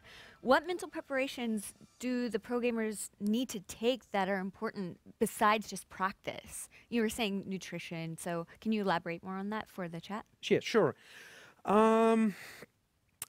First of all, I wouldn't overestimate the importance of of that aspect, because think about a simple fact: if there was a sports psychologist, like let's call him or her that way, that would have worked with some, I don't know, soccer club, basketball club, or hockey club, would have already known about this man. Because, like, think about Real Madrid or Manchester United. If they would know that there is a person who can, tune your athletes before the game the way that they are winning at like 5% more probability, we would have already known about this man. Even if we look at professional sports, there are no like highlighted examples of a team starting to work with some great dude who just kind of, it's more about coach, like the coach is sometimes, like in most cases, they do it. So there is no recipe for mental preparation that would deliver you, guaranteed result. It applies both to sports and to esports. So answering your question, I would just say that, esports is global. That's why players travel a lot. So for us, I'll give you a simple example. We were playing our first Dota 2 major in late 2016 in Boston. We arrived, and we're based in Moscow. So we arrived there. We had some jet lag, and we played it. Everything was good. But then maybe in 5-6 days, the second wave of jet lags hits you. And then we had a game that started at 10 a.m. And one of our players just couldn't sleep, and he's like the core player for our team. So as you can imagine, at 9 a.m. he was like, he didn't have good mood, he didn't sleep a lot, he wasn't, motivated, so that affected a lot. This is why after, like, for example, right now, our team will be traveling to China and then staying there for 1 week because we have another tournament in China. So rather than, going back and forth and changing 5 time zones, we're staying there. Yes, this is additional resources, but we simply understand that they can win more in prize money than we spend so I would say right now, the most important things are making sure that you're in the right physical mood, meaning that, that you're not jet lagged, that, you care, like, you don't have, this is why, especially when you're in Asia, you have to really care about the food that you're eating, because, Food poisoning. Yeah, and it's not only poisoning, it's just simply about the fact that, in Asia, the food is not always the same as in Europe or America, so you just might not feel comfortable. So, and then our managers, they carefully watch, like, for example, if they see that, for example, for our Counter-Strike team, they're more comfortable playing in the morning. So they wake up, they have clear minds, they go and play, they get good results. Dota guys, they need like a lot of time to, blend into the day. So I would say right now it's more about picking the best time and picking the best moment in the day when to play. Sometimes it's about sending the player, like, for example, if we know that we'll play in the afternoon, we just don't send players to sleep really early. We keep them up at night, so they go to bed like 2 a.m. So they wake up early and then just have maybe a few hours before the game, so that they're not like waiting a lot. So I would say it's more about physiological rather than psychological at this stage. There's something that you mentioned before about players unions and how that wasn't really a thing, and even general sports 30-40 years ago, but actually that's a very highly contentious topic in CSGO right now. What are your thoughts on the player unions starting up or about to start up? I believe that's a natural process, and you can't stop the natural process. So it's like a waterfall, basically. I mean, yeah, there can be some. I just believe that there've been some examples of it, but I would say a lot will change, because right now we're at the moment of the games, like, basically, especially in Counter-Strike. Think about our team. The guys, some of the guys are 30 years old, so they every single day they're breaking the limit of how long can you play. Right. I mean, obviously we all understand that it's not only about VP, it's about some guys in Fnatic, NIP, some other American teams, that there will become a moment when they will stop playing because simply you cannot play forever. So sometimes right now those players become analysts, they become casters, they set up agencies. As soon as this amount of the players who stopped playing, there will be someone who has respect within the players, who has some knowledge, who has some will, and there just needs to be one person or a few persons who can sacrifice enough time for it, because I firmly believe that pro players, they care about gaming. They can, and it's a huge. I mean, knowing how, for example, I used to work with NHLPA, and I know how it's a big machine. You have to commit a lot of full-time jobs to make sure it works. So I believe it's a matter of next couple of years when it's going to be properly established. Is it going to have a just a little quick timeout real quick. I am getting your votes for the top plays of the day. Also, we are having a little issues with Twitch, having little hiccups, but I am getting your questions, so please stay with the chat. If you want to switch over to Facebook or continue talking to me on Twitter, I am listening in, #PredatorGaming, if you have any questions for our guest. Please go ahead. Now, you were saying, we were talking about player unions. Do you think it's going to be a positive effect, or is it just going to be neutral? It's not really going to go positive or negative. It's just, like you said, a natural progression. What are some of the downsides, possibly, to having player unions? Well, it obviously depends which side are you on. Is it going to be think about? I'll answer you pretty simple. Like, think about like NBA, like NHL, the thing that I know best, right? So the fact that there is a players union, it resulted in a few lockouts. So there was no hockey in 2004, in 2011-12, wherever 12-13. On the other hand, so maybe for the club owners, it's not like it's not a positive effect. On the other hand, it's always like the more checks and balances you have, maybe it's a more complicated system, but it's a more healthy system as well. So I believe it's a positive factor. I mean, players will have more power, but in a good way. So we will have less situations when the especially lower tier teams can screw with their players. There are no standards. I mean, I can openly talk about this because I know that there are no problems in top teams. But when you go like one level down, in many cases players don't have enough protection, and it's our responsibility as well to make sure that we're working in a more healthy industry. And as time evolves, there will be questions about like pension programs, about and I firmly believe that like, for example, I've been on a VESA meeting yesterday, World Esports Association, and we're tackling things like doping, cheating, and those things where sometimes teams cannot fully control their. I mean, I don't have a sensor in the mind of an athlete, so some things can only be tackled effectively when there is support of athletes as well, and we can get their support only if they are organized or like forced in a good way. So it's will it give us more problems as teams? Obviously it will, but I mean it's a natural course, and we can't it will always be happening. I have a question in the direction of teams in esports. I think it's pretty unique space in general. You talk about traditional sports, it's generally from a city or from a country, or it's very dedicated. I think teams are almost creating their own identities in esports as far as, from a business perspective or different ways they're involved with the ecosystem. For Virtus Pro, you guys, we've been talking about Dota and Counter-Strike, and there's clearly a focus on these teams and making sure that they're perfectly, that their needs are your priority. What other ideas or what other elements of the space are you personally looking towards from the perspective of Virtus Pro as a team? What else are you examining in the space beyond the care of your existing teams? What other things are you looking at, whether it's maybe getting into new games or whether it's other elements of Virtus Pro to help it, keep it a success and remain a success into the future?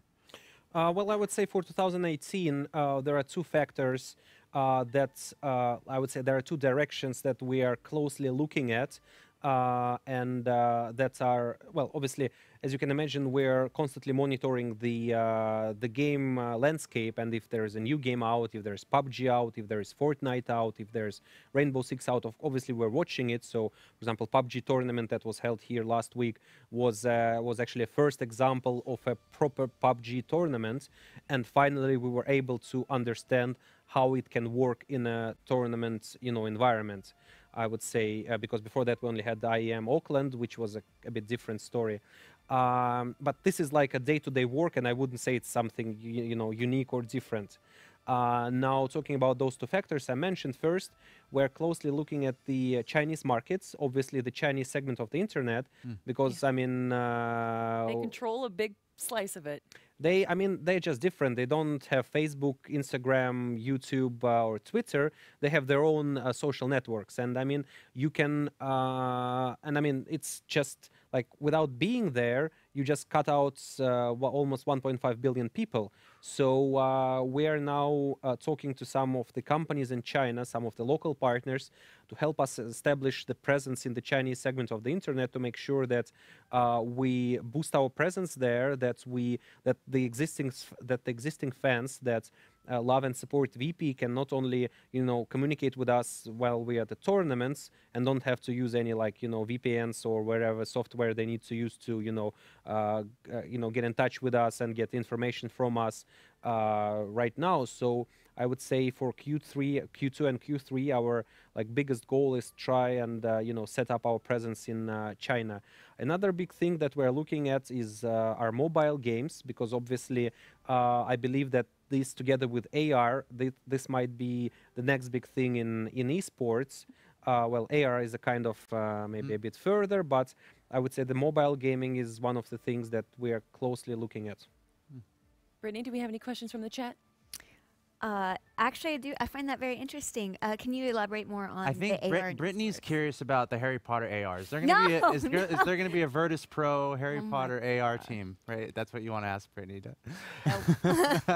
Well, I should say that summer 2016 was the time when I spent a lot of time playing Pokemon Go, and I realized that something is wrong when I was exiting the subway station and going to the office, and rather than going straight way, I was kind of making a curve well, to make. You got to catch the Charmander, right? He's over there. No, it was like, I had those. I was playing for the red team, and then I had those awful guys who were. There was a church not far away from my office, and they were always conquering it and turning it yellow. Taking your gem. Exactly. So I had to make sure that the spot stays, and I had some colleagues who were also doing this, so they were supporting me. And then during the lunch break, it was a healthy thing rather than just going to the canteen and we were just having a short walk, and then the second signal was that me and my wife, you see, Red Square was the place where a lot of Pokemons they were appearing and everything, and then we just decided to go there before the office. So it was 7:30 a.m. So we are going there with our cell phones and doing this traditional. And then we're seeing a few of Korean tourists, and they're doing pretty much the same. So they approached us and they said, you're catching Pokemon. Yeah. And then they showed us what they have. We showed them what they have. It was an amazing moment, but then I just thought that, well, so there you go. You found that competitive moment in Pokemon yeah, Go. That's why answering your Harry Potter question, we might I'm sorry. Nice, you just took that in the wrong direction. But back to the AR esports, that's really fascinating that you as an organization, you're seeing maybe a path in that. Yeah. Obviously, I was in Atlanta last month at the Counter-Strike Major. Oh, for E-League. Yeah, E-League Major, yeah. So I will not say any names, but backstage, everyone was playing one certain mobile League of Legends style game. It was crazy. Even some E-League executives were doing this. Arena of Valor? Yeah, that one. Yeah, and if you think about it, like if it starts there, then from the core it just spreads out. And I mean, you cannot ignore this. And we're in touch with Tencent about their plans for the game. Right. We're waiting for it to be released in Russia. We even are, talking to some teams that used to play some other similar games on PC, and they're fully committed on switching to mobile. Sometimes we talk to each other, so we'll see how it goes. You were saying that you play Pokemon Go. Is there any other games that you enjoy or play yourself? You see, I'm I got my first computer when I was 10, so that was back in 1996. Like in Russia, that was like I was the only one in class that had a PC. Everyone came to your house to play video games? Oh yeah, if I let them, yeah. So, but you see, I'm from that generation when my parents used to tell me, son, don't spend your time playing computer games. You go better read a book or just go outside and play with your friends wherever it is. Like sitting in front of these, you remember those huge, like you should be young enough not to remember them, but the monitors were big and they were like emitting that. Oh, those gateway monitors. Yeah, in the exactly. cow box. I remember those. Yeah. So I wasn't. I mean, obviously, I was playing Civilization and then Nice. Doom 2, all that kind of stuff. But then, no, I didn't actually play. Oh, and of course, when I was like in high school, we were spending sometimes nights in computer clubs playing Counter-Strike 1.6. But I sucked, so that kind of. Now you manage them. Yeah. That's good. I want to speak again towards Virtus Pro and the national feel, I suppose, of Russia, or the regional feel, I suppose, of the team. I feel like that's obviously part of the focus for you guys and the fans that you see and the players on your team. But do you do anything, or are you focused on reaching more international fans who aren't necessarily within that region, or is it more is that focus okay? The fact that it's more regional based in the fandom and for your team. This is actually a very good question, and it has two dimensions in it. Like, first of all, yeah, we are Russia-based organizations, and we have massive support in our home country, and we love our home fans, and we try to do most for them. On the other hand, we should understand that we compete on the global market.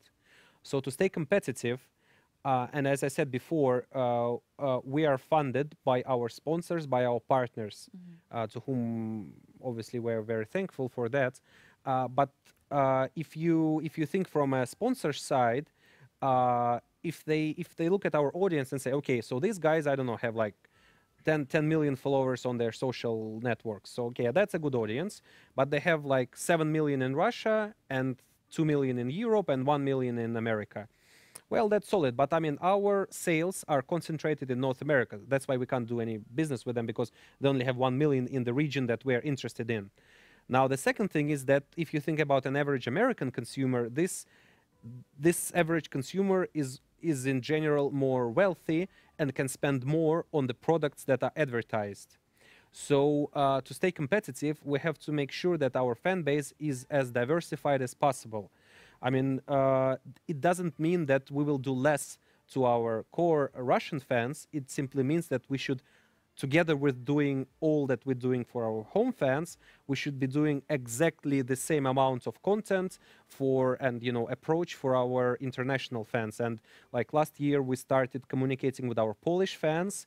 We launched the Polish version of our website to make sure that people can read news about us in their native language. We sometimes do the content on social networks in Polish, especially about our Counter-Strike team. This is the logic behind why we're going to China.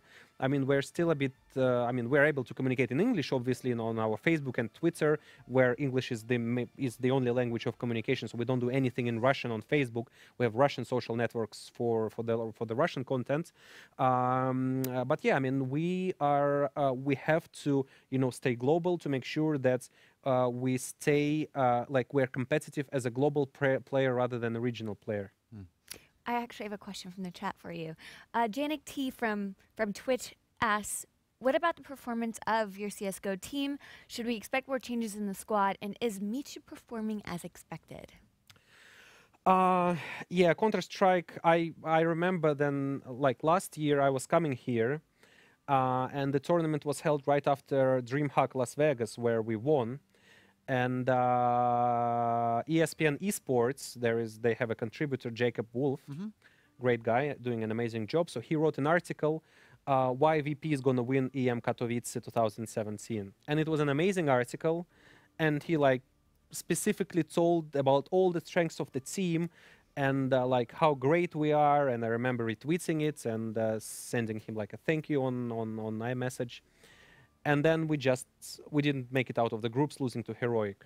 And that was the start of the slump that continues like until this day, when we lost to Heroic and didn't make it out of the groups. Exactly same team, exactly the same situation. Obviously, we are. I'm not satisfied with the level of the performance. The guys themselves are frankly tired of, not being consistent enough. On the other hand, there are. I mean, knowing how the situation is from inside, it's not that bad as it seems. I mean, the reason behind that is that. Think about SK Gaming, undoubtedly the best team in the world last year. I mean, they won a lot of tournaments and they've been winning them throughout the year. So we beat them last year in semifinals at the majors in Atlanta. Then we beat them in the finals in February in Las Vegas. Then we almost beat them in Epicenter finals, amazing 5 maps in October in Moscow. And this shows that the players have the skills and the ability to, to compete on the highest level. Like beating SK in best of 5 is a completely different story rather than beating them in best of 3, because you have to have like a much wider map pool to, play with them. So we're not satisfied. We are working hard with the players to make sure that, we get well.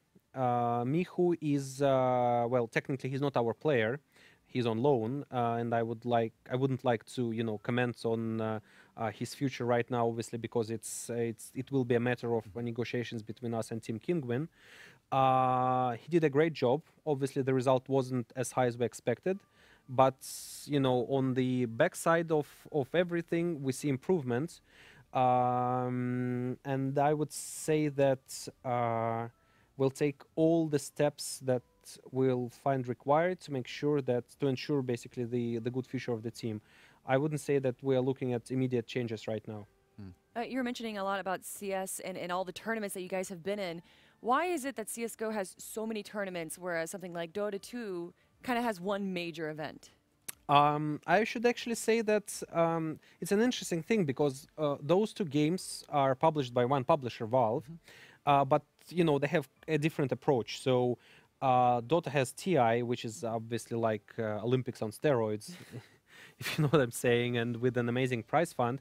I would just say that actually right now, this 2017-2018 season is the time when Dota has something like 11 majors. So wow. Counter-Strike has 2, and Dota has 11 majors and a TI. So the calendar is packed with events. So, and it has like 8 or 9 minors where we are not even coming because we just can't afford in terms of the time. I thought it was CSGO that had the most events, but it's no, actually no, Dota. no. This season Dota is there's been a reform in the in the format and the calendar. So now that has been the case, but it's changing. Is that, do you prefer this change? Do you like this change? And what about your players? What do they think of it? Well, obviously there is much more pressure on them. On the other hand, when you have 11 tournaments, one with $1 million prize fund, this is the problems you want to have. Like good problems to have. Yeah, exactly. These are good problems to have. Too much money to make. Exactly. Yeah. So keeping in mind that VP won 2 out of 3 majors this year, so the guys already made $900,000 in prize money only at the major,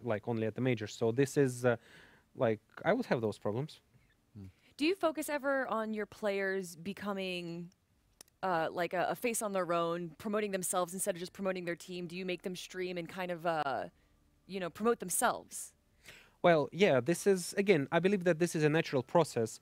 My job is to explain the players the advantages of, building their own brands, building their own audience, because what we are telling them, guys, you're not going to play forever. So after you stop playing, there should be something that allows you to live on something. So, and your fan base, your image, your perception are the assets that are going to stay with you forever.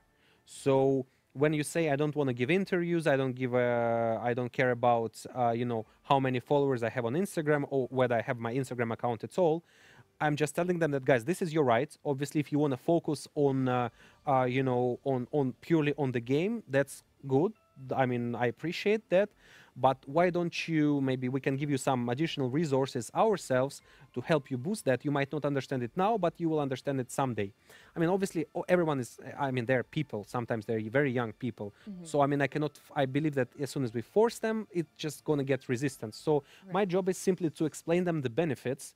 If they at some stage they will always understand. So obviously we have obligations, we have sponsors obligations that, you know, the players should be doing streaming, and they accept it as part of their job. They're not always satisfied about it because, like, they have tournaments, then the new patch is released or the new map is released in Counter-Strike, they have to train it, but at the same time they have to stream, then they have their personal lives, so it's always a conflict. But I mean, they're professionals, I mean, they're getting good salaries, so there's always Do your players prefer it? Do they enjoy being on the limelight, or is there some few that enjoy staying kind of in the dark? Shadows. In the shadows. Well, I mean, there are people who are, sitting on a couch and taking interviews. Obviously, they enjoy being in the spotlight. There are some people who don't enjoy it. Pretty much with the Dota players or Counter-Strike players. One of our players has a special clause in the contract that he doesn't give interviews. Wow. He's losing some money because of that, but he simply says, like, I don't feel comfortable. I don't want to do it. Like you negotiated it. Yeah, like he said, I'm ready to lose some of the money. Okay, that's his right. I mean, I think slavery was abolished in 1861, a bit later in US, but kind of, you know what I'm saying. Yes. Yeah. I have a question in regards to, you know, we're talking a lot about Counter-Strike and Dota and Valve. Speaking towards other companies like Riot, Blizzard, and especially franchising in esports, I feel like you could have pretty interesting perspective from the team perspective. You know, we're seeing more franchising happen. What do you think about all that in regards to the esports ecosystem, and especially from the perspective of Virtus Pro? The fact that we're seeing Blizzard and Riot kind of go in that direction, and we're seeing teams kind of, you know, some teams not able to make it into that franchising rotation. Can you give us some thoughts on franchising in esports from your perspective? I personally am a big fan of franchising system, and I believe this is the most sustainable and predictable system that allows you to basically make money in a good way. That allows you to grow your fan base, and the only reason why Europe is not accepting franchising in traditional sports are the traditions. And the fact that, you know, especially in football, which is the number one, soccer, which is the number one sports in Europe, it's so much controlled and regulated by FIFA that, you know, you can, I mean, I'm pretty sure that if English Premier League would have been able to, you know, introduce franchising, they would have done it years ago. But I mean, right now they cannot do it. And the fact that them, I mean, like for many, like my personal belief, my strong belief is that franchising system is much, as I said, much more sustainable and consistent. So I believe that franchising is the future of esports. And if we can, keeping in mind that we don't have like a regulation body like FIFA or you know, IHF or any other federation or whoever it is, we are able to build it this way right from the scratch. I mean, obviously it will not happen at once, but I believe it's the way we should be moving. I mean, maybe step by step, but more and more stakeholders in esports will understand that the approach that you know, Blizzard is taking with Overwatch League, that Riot is taking with you know, the League of Legends leagues in North America and Europe. I believe this is the way to go. Brittany, do we have any more questions from the chat? Yes. Are there any more games out there that have caught your attention that you think, as an organization, you might be interested in getting involved in? Well, I mean, obviously, I already told about some of the titles that we're looking at, that everyone is looking at, like PUBG, Fortnite, Rainbow Six, some mobile games. I should say that we have a big stake on Artifact. That's the card game that Valve is going to release this year. And my personal belief is that it's going to be huge. And the reasons for that is that Valve hasn't had a game in a while. So they need the next big thing. Valve has an amazing marketing potential, Steam, streamers, so they're gonna use it a lot to promote the game.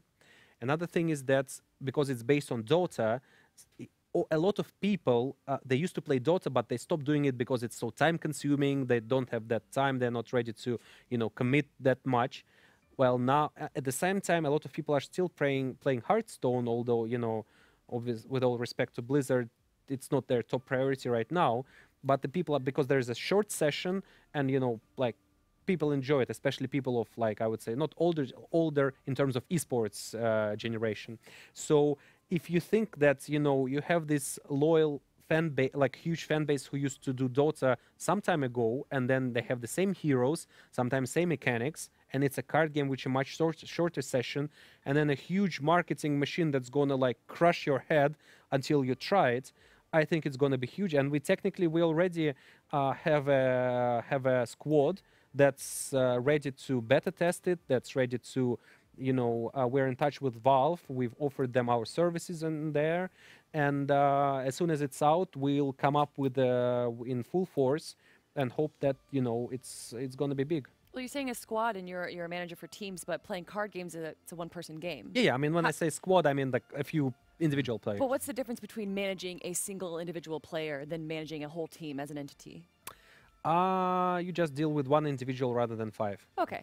It's not harder or easier in any sense. It's just... They are, I mean, all of the, a lot of people in esports, and especially the players, they're into themselves. They're not very communicative. Sometimes I mentioned the thing about interviews. Some of the guys, they don't like streaming because they feel exposed. They better, I mean, let's be fair. Some of the guys, they're for them, talking to girls is like swiping in certain app and then chatting with them, so they can type faster rather than speak. So they're a team of 5 players. When you're a team of 1 player, you have only walls to talk to, or your imaginary friend.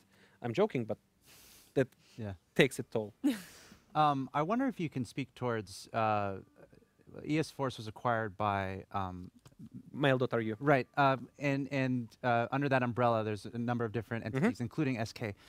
Can you speak towards maybe any relationships you have with those other companies, or maybe even any overarching goals that you are pursuing in relation to all the entities involved with that? There are a few things about this. First of all, we and SK are owned by the same company. Before that, Navi's media and commercial rights were owned by the same company. So I had a very specific requirement to my players. When you play Navi or SK, you should beat them. Victory against SK or Navi is the sweetest one. It applies both to myself and to the players. So because it's a kind of internal thing, and we have to make sure that we are the best. So playing against them is the is an ultimate. Think about Liverpool and Everton, or I don't know, Yankees and whoever is their arch enemy in Boston Red Sox. Exactly. Yeah. Big Red Sox fan. Or Dallas Cowboys and New England Patriots. Is that a good example? As a Cowboys fan, it's close. Maybe the Eagles more so, same conference. But yes, I understand what you're talking about. So for us, it was very principle all the time. The way we're handling our relationship is pretty simple. We are rivals in sports. So we're not sharing any kind of strats, information, best practices, wherever it is. But when it comes to, I don't know, if our players need invitation to Germany, of course we call SK and say, well, guys, why don't you help us with the visa invitation? And if they need the invitation to Russia, of course they call us, and we do it for them. So we're just sharing some back office stuff. Now, in terms of Mail.ru, obviously it's a big step for us. Now we're part of a public company that's traded on London Stock Exchange. I mean, Tencent is one of the owners of Mail.ru. Naspers, which is Tencent, I think owns something like 8% of Mail.ru. Wow. Correct me if I might be wrong, but I know they're owns. Tencent owns a lot. Yeah, they own a lot, and I mean, Naspers is another big shareholder, which is a big South African internet company. I mean, it's where we have to be much more transparent right now. It's a lot of new reporting, new standards. I mean, 2018 is a kind of year when we still stay autonomous, and it's a transition period, but it's we have a lot ahead of us, and I firmly believe that you know, this gives us a lot of capabilities, and I just hope it turns out the right way. All right. Well, everyone, I think we're all looking forward to how Virtus Pro goes into the future. We're getting close to the end of our time, but I want to give you the opportunity to say anything you want to the audience. Any final words before we say goodbye? I just didn't come up with a joke that I could. Yeah, but just a question: did you guys like combine your shoes and your jeans? Like, was it done on purpose? It's not the first time we've heard that today. Yeah. Yeah. No, it was on purpose. It was. Yeah, because like because you have the socks. You see, yes. You see, yes. We're just synchronicity or something. Yeah, the reason I actually got late because I was like getting those and ones. the T-shirt too. I noticed a little bit. Yeah. You guys all got my memo I sent before. Yeah, Yes, thank you so much. We did a great job. Also, is there where can fans find more information about your team and everything that's coming out and happening with them? Yeah, obviously our social networks, Virtus.pro, Virtus Pro in the networks that forbid to put dot into there, like in, I think it's Facebook, wherever it is. Yeah, so yeah, thanks for hosting, and it's a pleasure, and I hope we'll see you next time. Yeah. Well, thanks again so much for joining us, and thanks for your time. It's been amazing to talk to you, and I can't wait to catch up in the future sometime. And I have so many more questions all the time for all our guests. So thanks again for being here. Yeah, thank you so much. All right, Brittany, take it away. It's really been a pleasure, Roman. Thank you so much. And I really appreciate you guys hanging out with us. Make sure you have your questions ready for tomorrow because we have a lot of amazing guests coming back, hanging out with us. Use #PredatorGaming, get your votes in. However, we're going to finish watching this Fnatic Liquid game, and then we'll be with you guys tomorrow. See you then. Electric so far, he might be able to struggle here, indeed he will, but Nico has been fantastic. Him looking for the ace, headshots all over the place as Nico lights them up. Will hold towards the checkers, and that's exactly where they're coming towards. They're not going to check his position by the looks of things, surely. As Olaf Meister detects there might be something up here, he's not going to do anything about it. It's Tarek with 3, make it 4! This guy is insane! Ralf is the man outside of the garage. They're going to run toward him. Potential for an ace for Olaf in this situation. He's losing a good amount of HP, but no problem. He'll get all 5. They made it easy for him. 4 players going to be coming through. Monster Rez is the first one up. They almost give away that angle. There's the second one. Great reaction from Nitro. Seal leading the way. Finds it just as he gets blind. But Get Right has got to spray down many, and he does. There's 3 for the legend. Now baiting each other in. Nico has just been set up for days here, and he delivers. 2 kills coming in. Looking for the ace. Matthew, that is unbelievable.